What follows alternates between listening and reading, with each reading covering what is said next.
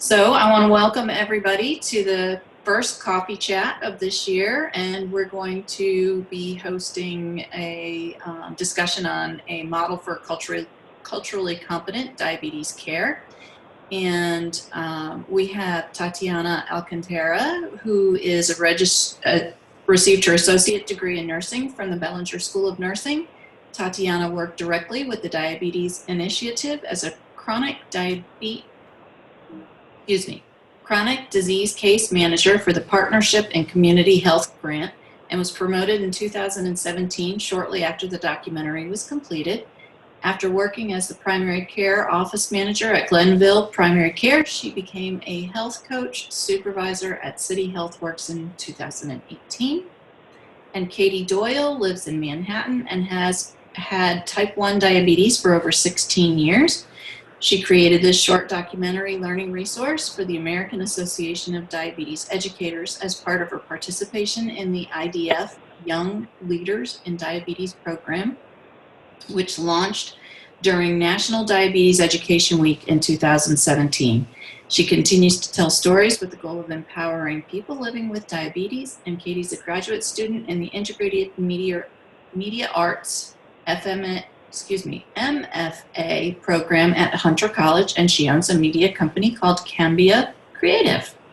Welcome everybody, and we'll go ahead and get started. I thought the first thing that we could do is introduce the video, the documentary. What do you think? Okay, all right, I'm going to go ahead and share my screen.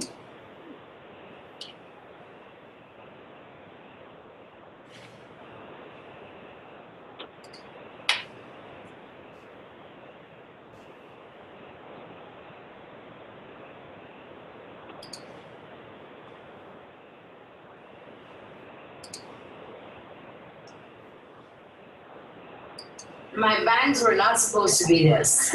My bangs were supposed to be nice little girls' bangs. My aunt, my uncle, my cousins, they came from New York. We were all going to a wedding. I cut my hair because I wanted bangs too. These girls had bangs. Why am I not having bangs? So then I ended up with my bangs all the way up here. So then they had to fill my eyebrows in with eye pencils. After that, I think that my eyebrows were on fleek. Because they grew back perfect. Always had a passion for dancing. Very outgoing. At the age of 4, my parents put me in classic dancing. And from there, I did it until I migrated at the age of 9. 12% of city residents are from Guyana, and that is out of 65,000 city residents. We did a study in the community to find out the prevalence of type 2 diabetes in the community. And through that study, we found that 30% of the Guyanese population had type 2 diabetes, compared to 15% of the non-Hispanic white population. The grant that we have is called Partnerships to Improve Community Health, or PITCH, and it's funded by the Centers for Disease Control and Prevention. Schenectady County is using it to improve community and clinical linkages to improve diabetes care. Tatiana's position was created specifically for the PITCH grant, and she is embedded right in the Family Health Center. So a big part of the work that Tatiana has been doing on this grant is to create a diabetes registry, which uses data pulled from the electronic medical record based on certain criteria of patients. And she uses the registry to really target who she is interacting with. Really having her right in the clinic and seeing her passion and knowledge about diabetes and how she can impact the system of care, but then also those individual patients, was really important for the grant. I met Ima back in June of 2016. So after doing a chart review, I called Ima just to see where she was and what was the failure going on. That phone call that Tatiana made to say, Ima, why are you, she sounds so much like my mom. She said, Ima, why are you not coming to the doctor? Here's where it started. Ima then proceeded to tell me that she had been in the hospital with, very high blood sugar. She was hospitalized for a week. Then she got connected to health insurance, which was our charity care plan. After a while, Ima did not qualify for that anymore. And in the process, as Ima had that health insurance, it helped her to get her diabetes in control. And now Ima is again, I found Ima without her medications, without health insurance, and really trying to take care of herself. We talk on the phone like we were friends for years. I feel so comfortable calling and say, Tatiana, this is going on. Tatiana, this is going on. Tatiana, and she was always there to help. I want to focus on having a bariatric surgery done. I'm very obese, and I've been trying, even with my diabetes, I've been trying with my diets also of losing weight. It's a very, very tough challenge. I've tried exercise, I did everything I can, and I'm still doing it. I'm never going to give up. So what I did for Ima, I gave Ima the resources so she could apply for health insurance, which she qualified for it. And Tatiana went right on it. She was like, this is the number. I'm going to give you the call. She called me. She said, Hima, you're approved for the essential plan. And she said how much my payment would be every month and how much my visits would be. I'm from Brazil, and the reason I wanted to get into diabetes education was because diabetes is a word that's pretty familiar for me since I was a child. My grandfather in Brazil passed away from the complications of diabetes, and I learned here in the United States and became a nurse the importance of the education, which wasn't something available in my country. And diabetes education has taught me a lot on how to control my blood sugars throughout the day, overnight, when to test it, when not to test it, what to eat, when should I eat that, what to cut off of my diet. For example, soda was one of the biggest challenge I had because I was so addicted to soda. Every so often I wanted a Pepsi. And I went from having a Pepsi to a Diet Pepsi to having no Pepsi at all. And I relate so well with Ima's story too, because I have the same history. I know how Ima feels about, I've tried everything, I've tried all the diet, and sometimes there is the judgment, right? You're not doing the right job, and just like Ima, I also heard the diagnosis of diabetes, and it's many years of losing their weight and then feeling like a loser, basically, like it's powerless. And I did bariatric surgery, and I'm very happy with it. I took control of my health, and I understand where Ima is. We can relate too because we are neighbors in the country, and I know pretty much what is the health care in our country. That we're not looking at prevention, we are remediating. We only go to the doctor when we're sick. And so I can relate very well and help, patients to understand their better ways of doing things that, the ways they are done in our country. Well, Ima right now in her journey is, again, she's connected to care. It's still a long process because of the health insurance, a barrier. But I'm here to support Ima throughout until she meets her goal. I know there is a lot more people out there who is in situations like I am. They're very reluctant about coming out and speaking about it because they don't know who to go to. I was fortunate to have Tatiana call me. I believe that there's people out there who really care, like Tatiana. She cares from within her heart. You can just hear it on the phone. And she was willing to help in every way possible.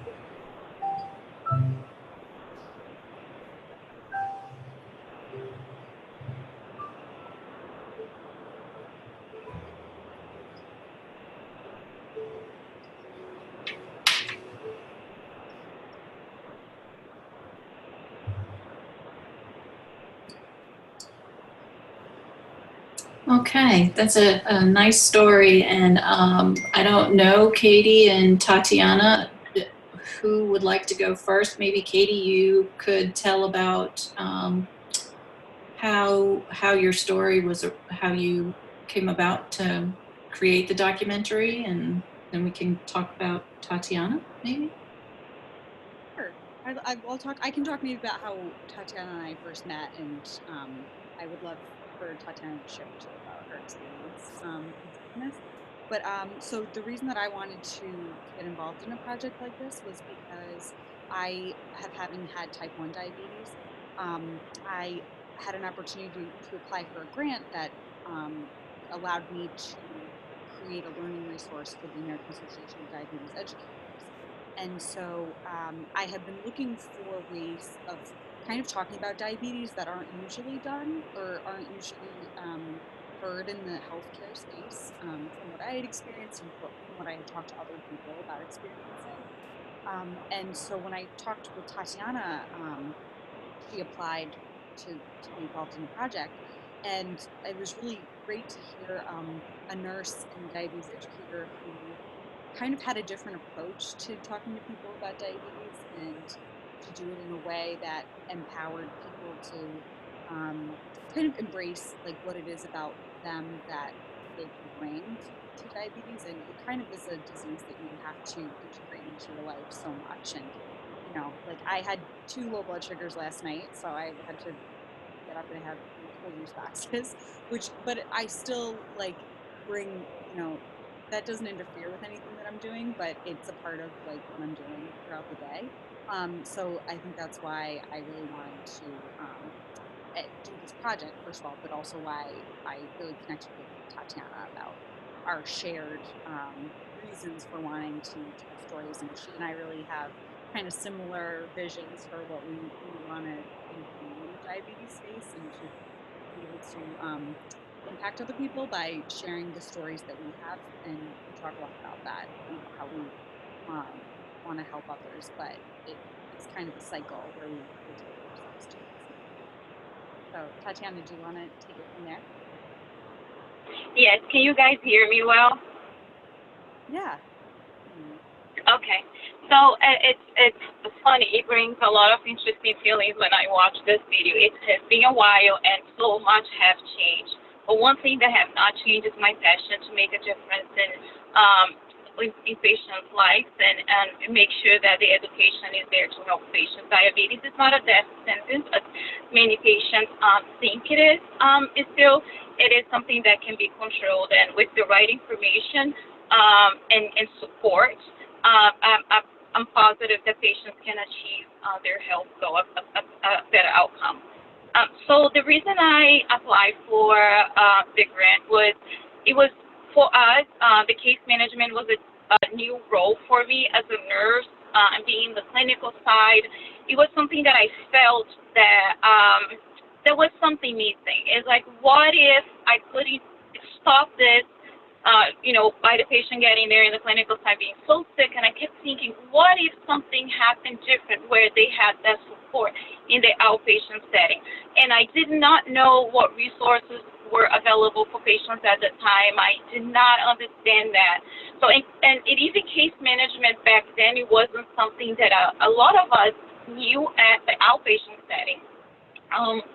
So when I became a case manager, I was actually the first case manager that was embedded in the practice.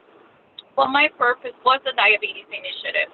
And I soon realized that even though we were providing all that education on the diabetes education setting and in the clinical setting, provider talking to patients, and I was there when providers, there was still a lack of knowledge that it's very hard for us to see when we are in a clinic. When you go into the patient's home and you have that relationship with the patient, you find so much more and realize the barriers, what are stopping them from achieving, or, what they're called sometimes uncompliant, but there is so much more into the story. And this is what I learned when I started this journey. And when this documentary was filmed, it was right on the beginning of it. I was wowed by seeing how many patients, sitting with doctors and seeing how that information was given and seeing them just shaking their heads like they understood. And once I worked with them, I realized how much more they needed. So the reason I applied was mainly to bring that awareness to professionals and diabetes educators, and even nurses in general, so we can realize that important to see our patients as a whole, as the holistic care. That right now we are much more aware of it. Things have changed. We do have case management in our area, so the mentality has changed a lot since this documentary was filmed, and I'm very excited about it. I just came back from the American Association of Diabetes Educator annual conference, and I was amazed to see how so many of the conference was focused on diversity, how to connect with patients in the community, providing diabetes education. Mental health was another topic that was addressed, and it was awesome to hear that, because I think back then that was the message that I was trying to bring and in my own way at that time, and seeing that's being brought up to professionals at this level, it's very exciting. So I think that's all I have to say. I don't know if you guys have any questions for me. I'm very passionate. And one thing I just wanted to clarify is that, so there are two grants that we're talking about here. One is the grant that was given to create this documentary, but Tatiana had initially applied for a pitch grant to help the community in Schenectady. And so that was what was being funded in order to improve the diabetes outcomes through Ellis Hospital. And that one, I recently spoke with the project manager for the grant, Natalie Pajota, and she updated me that the primary care office at Ellis Hospital is still making referrals to the diabetes self-management education program that was started. So that has been sustained along with diabetes prevention programs as well. So those are helping the vulnerable communities. And I'm from Florida, by the way, so that's why I thought Schenectady is perfect. It's really close to home for me. Sorry, Tatiana, go ahead. Sorry, Katie, that's a good point. So back then when we first started with the diabetes initiative, they offered me the position because I was a nurse on the floor trying to become a diabetes educator at the time, and I was already reinforcing the referrals. And also I was involved with the diabetes shared medical appointment in the office. I coordinated that, so I was offered the position. Just bringing this awareness to the office and to the providers. At the time, they're not referring patients for education at all. The referrals to diabetes education increased about 100%. And also, what we also worked on improving was the screening for diabetes. That was something that was not really happening as often. Some of the providers at the time have mentioned, oh, we don't want to label the patient, and then that will be difficult with insurance. I said, yeah, but if they don't know, then they also cannot take, change their behaviors or have a chance to make choices. But anyway, that increased also at 110%. The screening for diabetes. So those are things that we achieved around there. I'm excited to say that they are still referring. The awareness that we brought with the initiative has really changed, and the practice is one of the biggest primary practices is also a residency program in our community. So this is exciting what was left out. The other thing we did too with the initiative was to start the pre-diabetes prevention program, and that is still running in the community as well. Yeah, so we'd be happy to answer any questions that anyone has. Who the pre-diabetes prevention, is that specific to a practice office, or is that done out in the community differently? So the diabetes prevention program is accredited by the AADE, and it's run by the diabetes education program which is under the umbrella of the hospital. So the diabetes education program is within the hospital, but it's not inside of a clinic, if I'm making sense. So anyone, any other practice in the community can refer to the diabetes education program. So they are the ones running them. Okay, that's great. Does anybody else have any questions? In your experience, do you find that physicians are paying attention to family history of diabetes to screen for individuals who would be at high risk just because of a family history? Are those patients being referred for the, the pre-diabetes program? So from what I see now, again, I'm not in the office anymore. I do work with the same office and I do work with the same patients. But what I see right now is that because of the changes in the medical system and how the payment system is taking place, where the quality is the focus, I do see more screening, and I do see that they are paying attention more, yes, to what are the risks for diabetes, and they are paying more attention on screening those patients. There's definitely more awareness and an intervention taking place from where we used to be. I'd like to ask a question. Tatiana, I work at Ellis in the ICU, and we screen our pre-op cardiac surgery patients. Everyone gets a hemoglobin A1C level, and I recently had a patient whose hemoglobin A1C was 13 and had his cardiac surgery put off for a few months until he was able to get his hemoglobin A1C down to about 8. So I'm just wondering if there's a way that somehow within the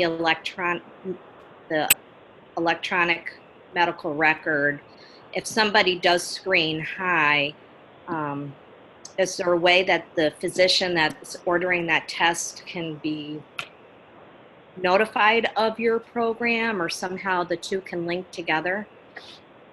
Yes, so right now we have partnership with, and again, I am with City Health Works, and we provide health coaching in the community. And we have partnership with Ellis, which 5 practice, outpatient practice, as well as Hometown Health. I know you're familiar with Schenectady.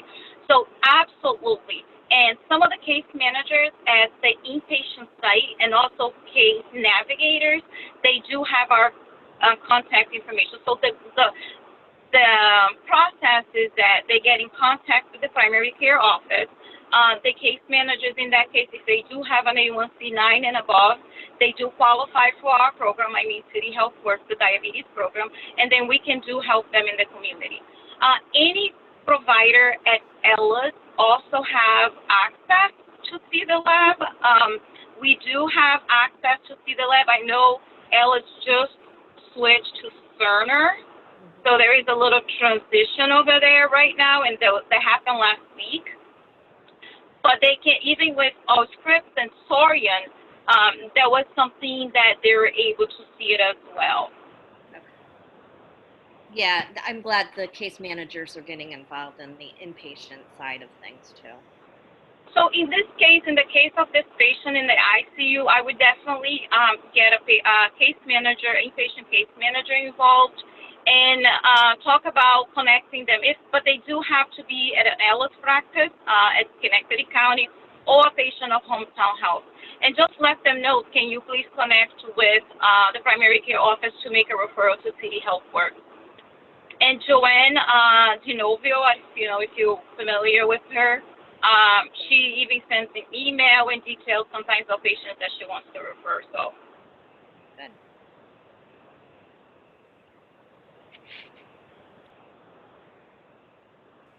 I have another comment, and maybe you guys can comment to this as well. I've been reading a lot about the cost of insulin and, continuing rising costs of insulin, and the problems that children have who are type 1 diabetics, who currently, with the current law, have to get off their parents' insurance plan at age 26, and they may not have a provider.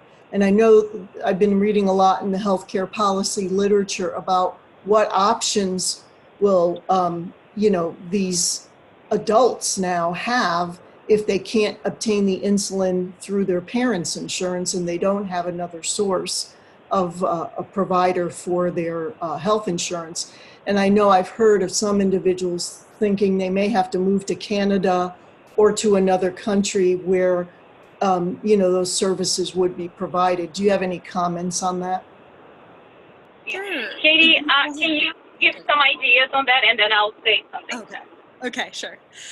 So I actually have, close friends who run organizations that advocate for people who need insulin. One of them is Elizabeth Feister, and she runs T1 International, which is a registered charity in the UK. And she actually ended up moving to the UK to go to graduate school and stayed there because her insulin was much more affordable than it is in the US. And that is something that a lot of people, I think, are encountering more. Personally, my parents were very excited when the Affordable Care Act was passed because they knew they wouldn't have to worry as much about me being able to get insulin that I need.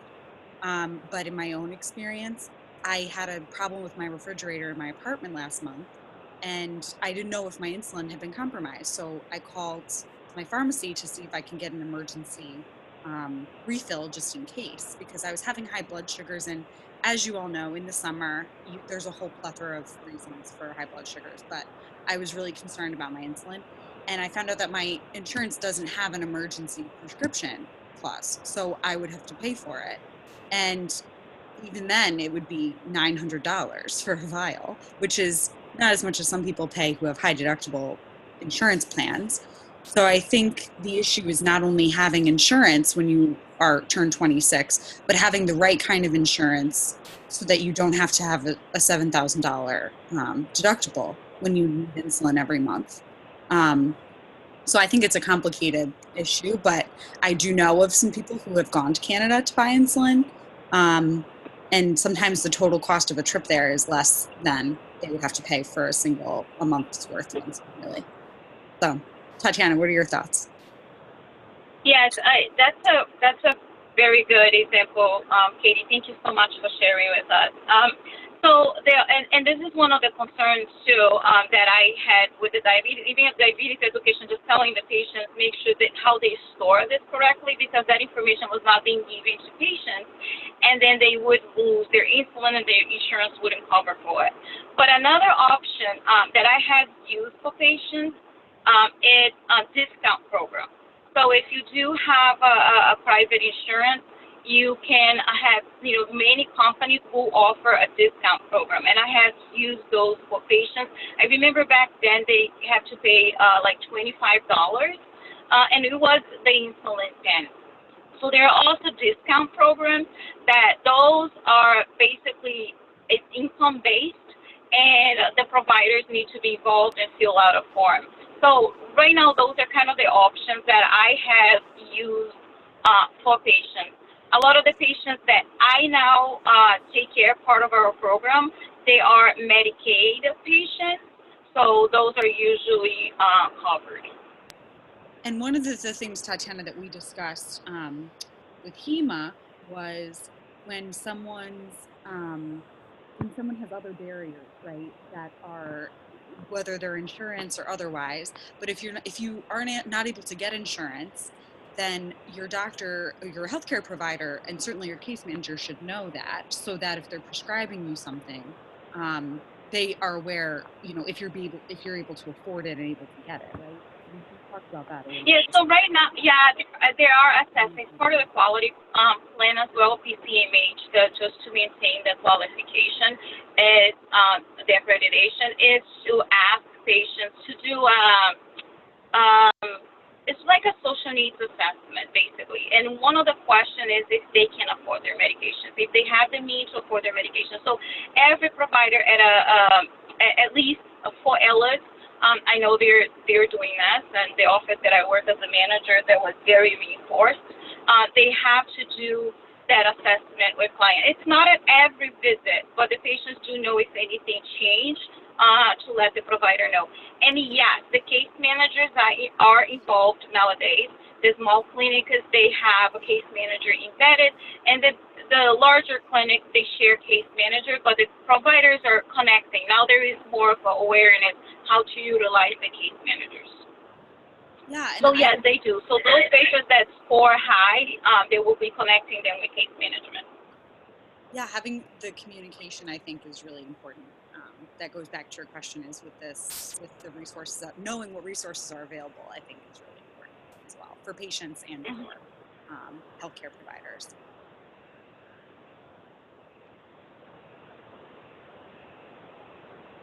Any other questions?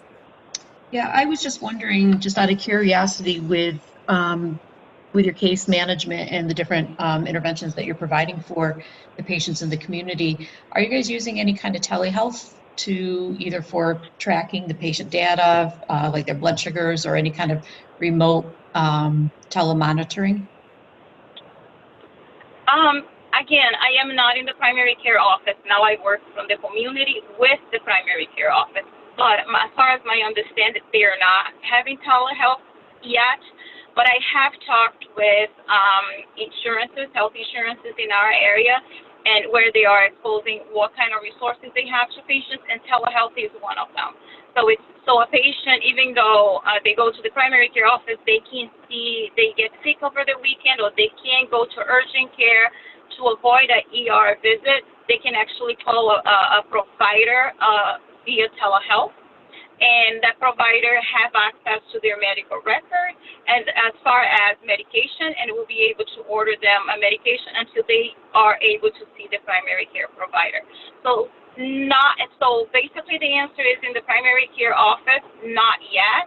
I've heard a lot of, there was the plan, there was the goal, but as for now, I don't see this is implemented. But health insurance, they're definitely working with that. Even with mental health, they're bringing that and expanding that. I think it's a work progress, but it's in the community. Did I answer your question? Yes, thank you. I'm teaching an informatics course, and we talk about telehealth. And so in some of the emails that I've been getting from different organizations, it seems as though that there's a lot of different telehealth options out there specific to diabetic patients that are actually showing some pretty good positive results, in research. Yes, and I that was one of the topics in the conference that we had as well. So yes, it is expanding. There is a lot of availability. And this is something also that I want to bring to our practice, and even the technology that is available, and all the information that it was just last weekend that I had the conference. I want to bring it up and see everything that's available there, and make sure that I'll bring it to our patients to help. And it will depend, though. The technology, it's okay for some patients and some are not. A lot of the patients that we work with, they are unable to read or write. They don't have a smartphone, so we have to adjust those as well. But it's definitely something that's available out there, and that you're right, that has shown some positive outcomes. Thank you. Tatiana, I'd like to ask you another question. As far as the socioeconomic status of the city, there was just an article in the Daily Gazette recently about the lack of grocery stores within the city limits. Schenectady has one, and so it's really difficult to find like fresh fruit and produce a lot of places. So I'm just wondering, in your office, do you link with like the Department of Social Services to get people hooked up with food stamps and transportation so that they can go to a place for healthy food?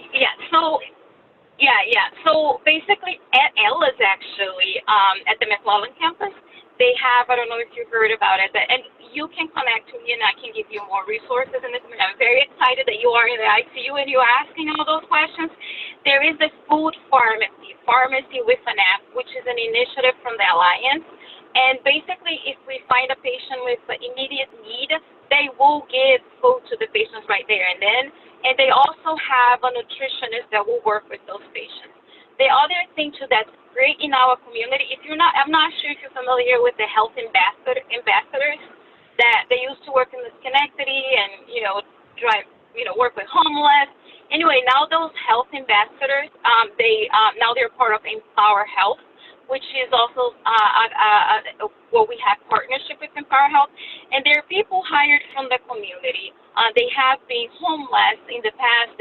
Some of them have had a history of drug abuse, but they have transitioned from that, and they have recovered, and now they're helping others to improve their self on own. So they are in shelters. They're really in the community doing outreach to those in the community, and they do provide resources as far as sending patients to SCAP, sending patients any social need, and we do that too. So basically, this is part of health coaching.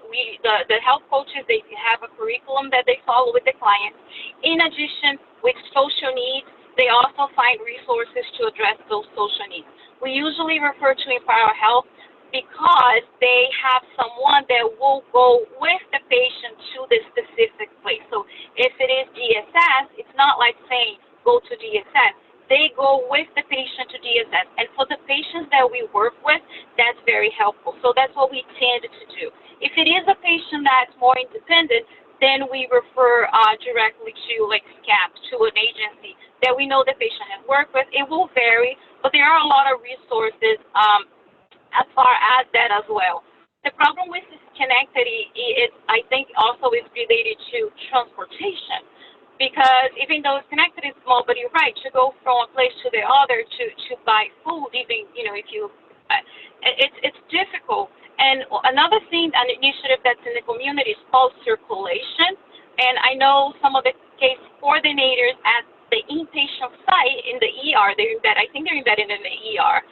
They do have access to Circulation. And pretty much, I think anyone could have access. It's just asking. Circulation is like Uber.